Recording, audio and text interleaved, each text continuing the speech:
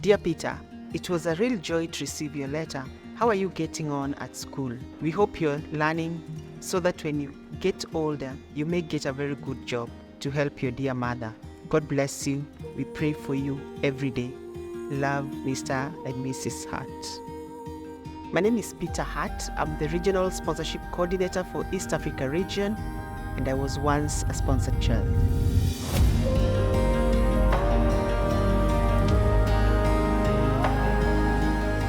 As a child, one of the things that used to make me worry is, what are we going to eat at night? It was on a Monday, that's all I remember. And we woke up preparing to go to school, and my mother told me not to go to school that day. And she told me that I need to dress up very well and put on my best t-shirt. It was yellow in color, very nice, with some very nice patches in front. So I was taking a photo, a form was filled. Later on, after a couple of months, we were called back to that church. And so at that point, that is when I got to know that I've actually been registered, which was basically supported by World Vision. And so at that point, the journey now began.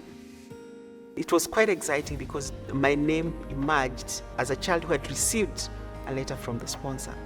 And when I opened this letter, I found there was a card, there was a letter inside, and there was a t-shirt. I couldn't hide the excitement of having a new t-shirt. And so getting to have this friend from England who connects and writes to me and sends me pictures of England. I hadn't even known that there's a place in the world known as England. Living in Kenya, I think the best place I knew was probably Nairobi, which was the capital city, but not any other part outside the country. It also helped my mother's business, which actually now became a little bit more stable. Now she had her own capital. I'm now coming to school with new shoes, school uniform. It changed our entire life, even as a family. At around grade 5, my mother started falling sick. And so she was on and off the hospital. So life became a little bit hard. I had to sneak out of school to go and do the businesses that she used to do so that I can be able to get some money to buy her drugs and to buy her food. She told me to go and call someone called Michael. Michael was our World Vision staff. So Michael came and told me that we've agreed, I'll take your mom back to the village and I'm going to stay with you. My mother had actually told him that she's going to die in 1 year. The day I was to report in high school, on a Monday, my mother passed on a Sunday before that, right? 2 weeks later, I'm called in World Vision office. I get this letter. The letter basically explains to me my sponsor actually died on a Sunday. Yeah, that was a sad moment again for me because in my life I've never experienced a father figure. So this gentleman, my sponsor, is the only one who at least I got to really interact with him.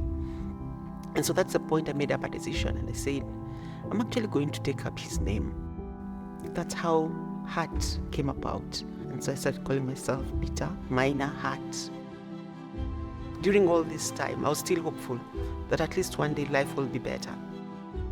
So immediately I cleared high school. I just went back to World Vision and I asked Michael if I can be supporting them with work as a volunteer.